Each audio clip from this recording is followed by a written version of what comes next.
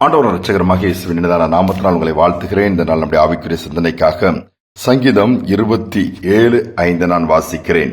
தீங்கு நாளில் கர்த்தர் என்னை தம்முடைய கூடாரத்தில் மறைத்து, என்னை தமது கூடார மறைவிலே ஒளித்து வைத்து, என்னை கன்மலையின் மேல் உயர்த்துவார். தீங்கு நாட்கள் எப்பொழுது யாருக்கு என்ன நடக்கும் என்று சொல்லி நாம் சொல்ல முடியாது.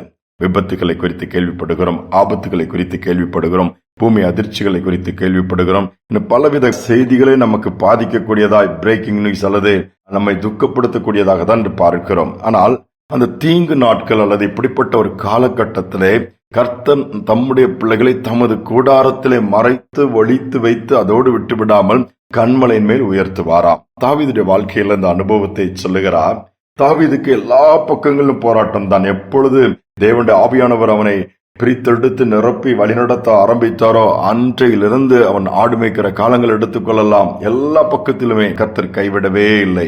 சவுல் ராஜாவே வாலிபனாகிய தாவீதை எதிர்த்து நிற்கிறான், பல விதத்தில் ஈட்டி எறிகிறான். ஆனால் நடந்ததை நீங்க பார்ப்பீர்கள் என்று சொன்னால், தாவீதின் கரத்தில் சவுலை கர்த்தர் ஒப்புக் கொடுத்தாரே ஒழிய தாவீதும் சவுலை ஒன்றும் செய்யவில்லை. ஏனென்றால் அவர் அபிஷேகம் பண்ணப்பட்ட மனிதன் என்பதனால் விட்டுவிட்டான். அந்த பாவம் எனக்கு ஏன் வர வேண்டும் என்று அதை தவிர்த்து விட்டார். ஆனால் அதே நேரத்திலே தாவீதை வேட்டையாடும்படியாய் துடித்த சவுல் ராஜா பல விதத்திலே தன்னுடைய ராணுவ பலத்தை வைத்து பயன்படுத்தியும் தேவன் ஒருபோதும் தாவீதை சவுல் ராஜாவுடைய கையில ஒப்புக் கொடுக்கவில்லை. இதுதான் கூடார மறைவிலே ஒளித்து வைத்துக் கொண்டார், மறைத்து வைத்துக் கொண்டார், விட்டு விட்டாராம்.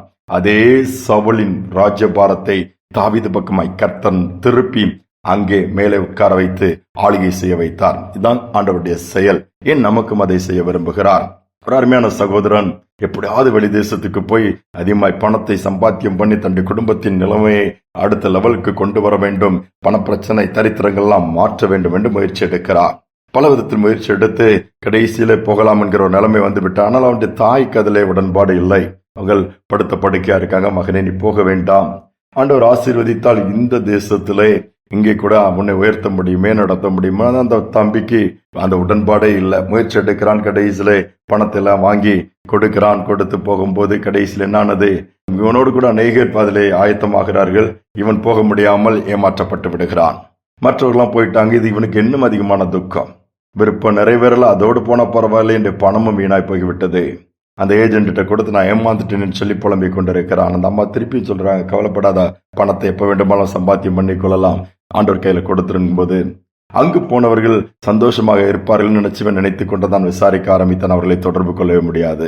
வெளிதேசத்துக்கு புறப்பட்டு போய் அங்கு அவன் தவறான ஒரு ஆளை அணுகினபடியினால் அங்கு ஏமாற்றப்பட்டதை அவர்கள் கண்டார்கள். ஆனால் திரும்ப சொந்த தேசத்துக்கு வருவதற்கு அவர்கள் பட்ட பாடுகள் அதிகம். அதோடு மட்டுமல்ல, ஏராளமான பணத்தை செலவழிக்க வேண்டியதாயிடுச்சு. அப்பொழுதுதான் இந்த சகோதரன் புரிந்து கொண்டானா, நல்லதுதான் ஆண்டவர் செய்தது, இப்படி ஆகிவிட்டது, எனக்கு லக்கே இல்ல, எனக்கு இவ்வளவுதான், நான் நினைச்சது ஒரு நாளும் நடக்காது, விரும்பினது ஒரு நாளும் கிடைக்காது என்று புலம்பிக் கொண்டிருந்த சகோதரன் கொஞ்சம் யோசித்து, சரி கர்த்தர் தொடர்ந்து நடத்துவார்னு சொல்லி அங்க போய் நான் ஏமாந்து அங்கே மாட்டிக்கொண்டு திருப்பி தப்பி தேசத்துக்கு வரணும், பெரிய பாடாக இருக்குமே, இதுலயாவது கர்த்தர் காப்பாற்றினார் என்று சொல்லி விட்டுவிட்டு ஆண்டவருக்கு நன்றி செலுத்தி விட்டு ஜெபித்து தொடர்ந்து தன்னுடைய பகுதியிலே வேலை செய்ய ஆரம்பித்தான். கர்த்தர் கிரியை செய்ய ஆரம்பித்தான். இன்று அவன் மாநிலங்கள் அளவை தாண்டி ஒரு பெரிய பொறுப்பில் கர்த்தர் உட்கார வைத்து ஆசீர்வதித்து வருகிறார், ஊழியத்தையும் செய்து கொண்டிருக்கிறார். யோசித்து பாருங்கள், ஒருவேளை என் ஆண்டவர் நடத்த ஆரம்பித்து விட்டால் யாரானாலும் சரி, எந்த சூழ்நிலையானாலும் சரி, அழகாக தூக்கி நிறுத்தி தீங்குகள் துக்கப்படுத்தாதபடி அவைகளெல்லாம் தாண்டி உயர்வான இடத்துல கொண்டு உட்கார வைத்து விடுவார். சில காரியங்களுக்கு ஒருவேளை விரும்பினது கிடைக்காமல் போயிருக்கலாம், நினைத்தது நடக்காமல் போயிருக்கலாம், கேட்டது கிடைக்காமல் போயிருக்கலாம். கவலைப்பட வேண்டாம், கர்த்தர் அதிலே ஒரு நன்மை வைத்திருக்கிறார். இருக்கிற இடங்களிலே கர்த்தர் உங்களை ஆசீர்வதிக்க முடியும், உயர்த்த முடியும், உங்களை பயன்படுத்த முடியும். சோர்ந்து மட்டும் போக வேண்டாம், கர்த்தரை சார்ந்து கொள்ளுங்கள். பாதுகாப்பின் தேவன் நம்முடைய ஆண்டவர் மட்டும்தான். ஜெபிப்போம். அன்பின் தகப்பனே, தீங்கு நாளிலே உமது கூடாரத்திலே எங்களை மறைத்து வைக்கிற தேவனாய் இருப்பதற்காய் ஸ்தோத்திரம். கண்மலையின் மேல் உயர்த்துகிற தேவனாய் இருப்பதனாலும் ஸ்தோத்திரம். ஒருவேளை நம்பிக்கை இழந்து போய் விரும்பினது கிடைக்கவில்லை, நினைத்தது நடக்கவில்லை, கேட்டது எனக்கு வரவில்லை, ஒண்ணுமே இல்லை என்று சொல்லி புலம்பி இருக்கிற பிள்ளைகளை நினைவு கூர்ந்து, எனக்கு வாய்ப்பே இல்லை, எனக்கு எந்தவித அதிர்ஷ்டமும் இல்லை, லக் இல்லைன்னு சொல்ற பிள்ளைகள் எல்லாம் அன்னைக்கு உம்மால் முடியும் என்பதை விசுவாசிக்கத்தக்க விசுவாசத்தில் வளரட்டும் அப்பா. சோர்ந்து போய் கைவிடப்பட்டவர்கள், இழந்து போய் எல்லாவற்றிலும் ஏமாற்றப்பட்டிருக்கிற பிள்ளைகளை இந்த நினைவு கூர்ந்து அவர்களுக்கு ஒரு வாய்ப்பை கொடுத்து ஒரு ஏற்றத்தை கொடுத்து உயர்த்தி மகிமைப்படும்படியா ஜெபிக்கிறோம். தாழ்த்தி ஒப்புக் கொடுக்கிறேன். துதிகனமை ஏற்றுக்கொள்ளும் இயேசுவின் நாமத்தில் பிதாவே, ஆமென், ஆமென். நம்முடைய ஆண்டவர் மட்டுமே நம்மளை பாதுகாக்க வல்லவரா இருக்கிறார். அதோடு மட்டுமல்லாமல் உயர்த்தவும் அவரால் முடியும், உயர்த்துகிறவராகவும் இருக்கிறார். இந்த சிந்தனையோடு இந்த நாளை தொடருவோம். மீண்டுமாய் நாளை சந்திப்போம்.